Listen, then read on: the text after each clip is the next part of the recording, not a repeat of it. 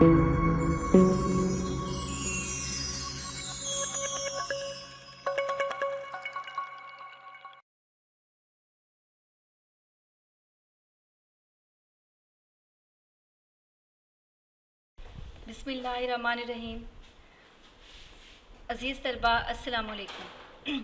मैं शाज़े Yasmin Britain international college से आपको उर्दू के लेक्चर नंबर 8 में खुश आमदीद कहती हूँ। खुदा का ज़िक्र करे और ज़िक्र मुस्तफ़ा न करे, हमारे मुँह में हो ऐसी ज़ुबान खुदा न करे। आपको इस शेर से अंदाज़ा हो गया होगा कि आज हमारा टॉपिक क्या है, आज हम क्या पढ़ने वाले हैं। मैंने आपको हिस्सा नज़्म में से नज़्म हम्द पढ़ाई थी। अब मैं आपको नात पढ़ाऊँगी, क्योंकि हम्द के बग़ैर और नात के बग़ैर हमारी जो किताब है वो अधूरी है। नज़्म का उन्वान है नात। शायर का नाम है माहिरुल कादरी। सबसे पहले देखिएगा कि माहिरुल कादरी का तारुफ क्या है। माहिरुल कादरी कैसे शायर हैं जिन्होंने ये नज़्म लिखी और किस अंदाज से लिखी। आपका नाम, असल नाम जो है आपका वो है मंजूर हुसैन, तखल्लुस है माहिर, और जो कादरी है वो आपके नाम के साथ इस वजह से मंसूब है क्योंकि आप सिलसिला कादरिया से मुंसलिक थे, तो इसी वजह से कादरी आपके नाम के साथ है। और आपका जो अदबी नाम है वो है माहिरुल कादरी। आपके बारे में चंद अल्फाज हैं, चंद लाइनें हैं जो आप देखें कि आप बड़े ज़हीन व तबाह इंसान थे। मज़हब, तारीख़, सियासत और अदब से ख़ास लगाव रखते थे। आपका नज़रिया हयात नज़रिया इस्लाम है। रवानी अल्फाज, इल्म हिकमत, जज्बात निगारी और मंजर कशी आपके कलाम को पुरअसर बनाती है। ये वो चंद लाइनें हैं जो आपकी शख्सियत से मुतल्लिक हैं कि माहिरुल कादरी क्या थे। आपकी तसानीफ़ का अगर हम जिक्र करें तो आपकी तसानीफ़ में आपने नज़्म व नसर से मुतल्लिक 22 से भी ज़ायद कुतब लिखी हैं, लेकिन यहाँ पे मैंने ज़िक्र किया है ज़िक्र जमील का, जो नातिया कलाम का मजमुआ है और इसको ख़ास अहमियत हासिल है। इसी तरह से दूसरे नंबर पे मैंने ज़िक्र किया है कुलियात माहिर। कुलियात माहिर में से हमने ये नज़्म ली है जिस नज़्म को हम पढ़ रहे हैं। अजीज़ तलबा, इसमें मैंने आपको बताया था कि हिस्सा नज़्म में आपके 2 सवालात हैं। एक आपका है नज़्म का खुलासा और दूसरा आपका सवाल है अशार की तशरीह। नज़्म का खुलासा, जब हम अशार का मफ़हूम आपको बताते हैं तो आपको साथ उसके तैयार होता है, और इसी तरह से तशरीह के भी आपके 10 नंबर है, जिसमें 2 नंबर आपके हैं नज़्म का उन्वान और शायर का नाम, और तशरीह के आपके 8 नंबर हैं जिसमें आपने मजमूई तौर पर 2 अशार की तशरीह इकट्ठी करनी है। तो इसी वजह से आपके टोटल नंबर हैं 10। ये 2 सवालात हैं। सबसे पहले आप देखिएगा कि तशरीह के हवाले से देखिएगा। शेर नंबर 1 देखिएगा, तो मकसद तख्लीक है तो हासिल ईमा, जो तुझसे गुरेज़ा वो खुदा से है गुरेज़ा। मफ़हूम देखिएगा कि ए नबी पाक सल्लल्लाहु अलैहि वसल्लम, आप सल्लल्लाहु अलैहि वसल्लम कायनात की तख्लीक की वजह हैं। आप हमारे ईमान का हासिल हैं। जो आप सल्लल्लाहु अलैहि वसल्लम से दूर हुआ वो खुदा से दूर हुआ। ऐसा ही है, मैं आपको हवाला अशार बाद में बताती हूँ। अब देखिएगा, तो मकसद तख्लीक है कि तू, यानी कि ए नबी पाक सल्लल्लाहु अलैहि वसल्लम, आप इस कायनात की तख्लीक का मकसद हैं। आपकी वजह से ये तख्लीक बनाई गई, आपकी वजह से इस कायनात को तख्लीक किया गया। इसका मतलब ये है कि अल्लाह ताला ने कायनात की तख्लीक सिर्फ़ और सिर्फ आप सल्लल्लाहु अलैहि वसल्लम की वजह से की। दर हकीकत यहाँ पे शायर का जो जिस तरफ शायर हमें लेके जाना चाहता है उसका इशारा एक हदीस कुदसी की तरफ है कि अगर आप सल्लल्लाहु अलैहि वसल्लम ना होते तो ये आसमानों को पैदा ना करता। अगर आप सल्लल्लाहु अलैहि वसल्लम ना होते तो मैं अपनी रबूबियत का कभी भी इजहार ना करता। तो इसका मतलब हमें साफ नजर आता है। इकबाल ने भी इसी ख्याल को इस तरह से बयान किया है, हो ना ये फूल तो बुलबुल का तरन्नुम भी ना हो, चमन में दहर में कलियों का तबस्सुम भी ना हो, ये न साकी हो तो फिर मैं भी ना हो, खम भी ना हो, बज़्म तौहीद भी दुनिया में ना हो, तुम भी ना हो। یہ وہی خیال ہے کہ اس کائنات کی تخلیق کا مقصد صرف اور صرف آپ صلی اللہ علیہ وآلہ وسلم کی ذات ہے۔ اس کا مطلب یہ ہے کہ یہ کائنات آپ صلی اللہ علیہ وآلہ وسلم کی وجہ سے تخلیق کی گئی ہے، اور آپ ہمارا حاصل ایمان ہیں۔ حاصل ایمان، آپ ہمارے ایمان کا حصول ہیں۔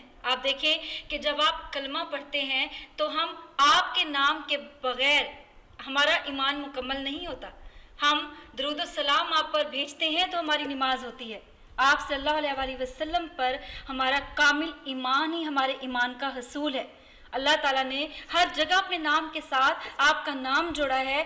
بہت سارے ایسے مذاہب ہیں جو اللہ تعالیٰ کے وجود کو مانتے ہیں لیکن نبی کے وجود کو نہیں مانتے، تو اللہ تعالیٰ نے ان کو کافر قرار دیا، نہ کہ وہ اسلام کے دائرے میں داخل ہوئے۔ اس کا مطلب یہ ہے کہ آپ حاصل ایمان ہیں، آپ کی تخلیق کا ایک خاص مقصد ہے۔ پھر دیکھیے گا، جو تجھ سے گریزاں وہ خدا سے ہے گریزاں، جو تجھ سے دور ہے وہ اللہ سے بھی دور ہے۔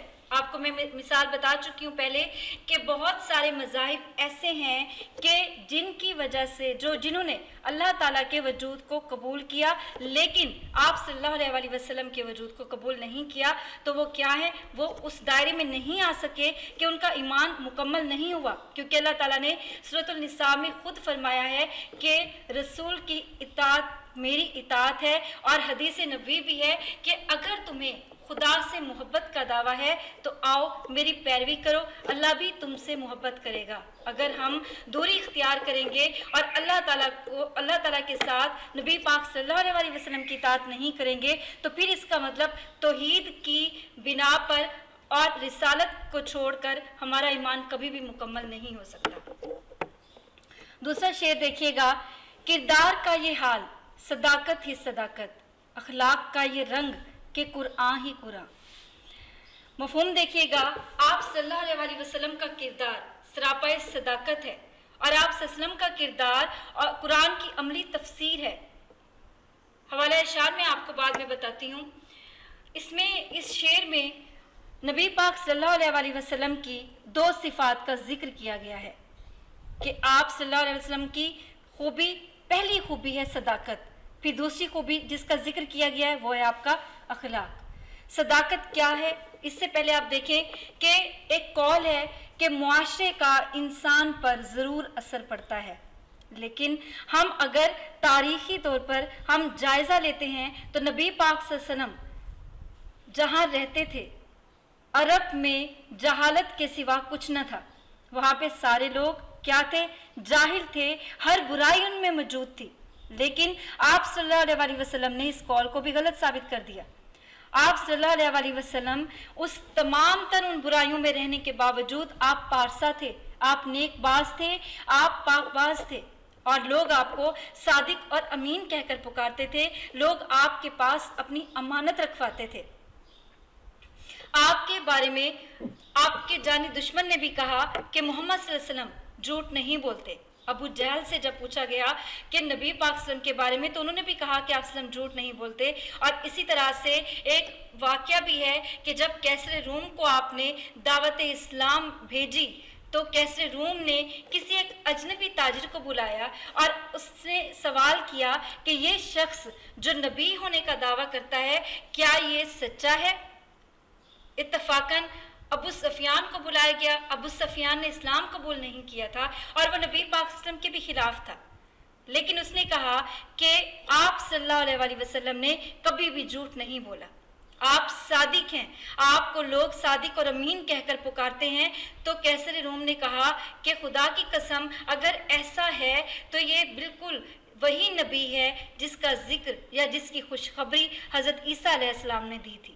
تو آپ صلی اللہ علیہ وسلم صادق اور امین تھے، آپ کا سارا وجود سر سے لے کر پاؤں تک سچائی پر مبنی تھا، آپ سچے ہی تھے۔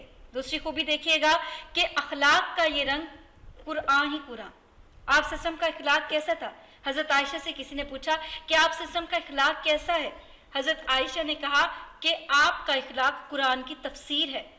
آپ صلی اللہ علیہ وسلم قرآن کی چلتی پھرتی تفسیر ہیں، اور ارشاد ربانی ہے کہ بے شک آپ صلی اللہ علیہ وسلم عظیم اخلاق کے مالک ہیں۔ نبی پاک صلی اللہ علیہ وسلم نے خود بھی فرمایا کہ بے شک مجھے اخلاق کی اعلیٰ تکمیل کے لیے بھیجا گیا ہے، اور آپ صلی اللہ علیہ وسلم کا اخلاق ایسا ہے کہ جو آپ کو تمام تر چیزوں سے جدا کرتا ہے۔ آپ صلی اللہ علیہ وسلم کا اخلاق ایسا ہے جس کی بنا پر لوگ جوک در جوک اسلام کے دائرے میں داخل ہوئے، اور یہ آپ صلی اللہ علیہ وسلم کا اخلاق ہی تھا کہ جس نے پوری دنیا میں آپ کا بول بالا کر دیا۔ آپ صلی اللہ علیہ وسلم کا اخلاق سب کے لیے یکساں تھا۔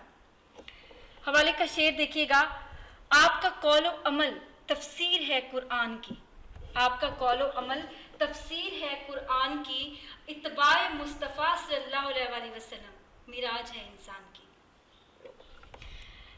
تیسرا شعر دیکھیے گا، کیا نام ہے شامل ہے جو تکبیر و عزا میں، اس نام کی عظمت کے ہیں قربان دل و جاں۔ آپ صلی اللہ علیہ وسلم کے نام کی عظمت کا یہ عالم ہے کہ یہ نام تکبیر و عزا میں شامل ہے۔ میرے دل و جان اس نام کی بلندی پر نثار ہوں۔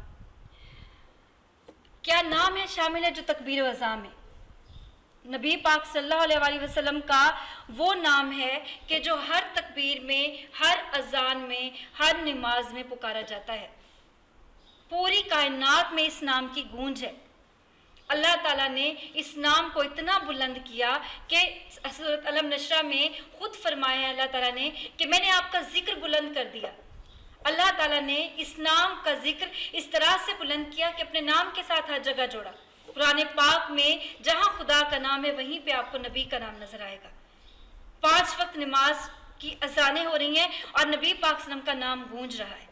کوئی کتاب علمی ایسی نہیں ہے جو نبی پاک صلی اللہ علیہ وسلم کے نام سے بڑھ کر ہو۔ علمی خزانے میں آپ صلی اللہ علیہ وسلم کے نام پر جتنی کتابیں ملتی ہیں اتنی کوئی بھی کتاب یہاں پہ موجود نہیں ہے۔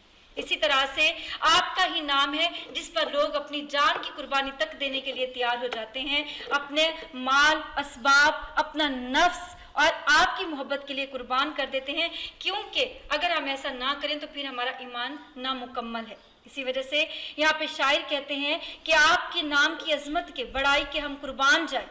ہمارا دل، ہماری جان، ہمارا نفس، ہمارا مال، ہماری تمام تر چیزیں وہ سب آپ کے نام پر قربان ہیں۔ اور اس کی مثالیں ہمیں ملتی ہیں پوری تاریخ اسلام میں کہ کیسے صحابہ آئے، کن کن لوگوں نے، جو بھی نبی سے محبت کرتا تھا اس نے سب کچھ آپ کے نام پہ قربان کر دیا۔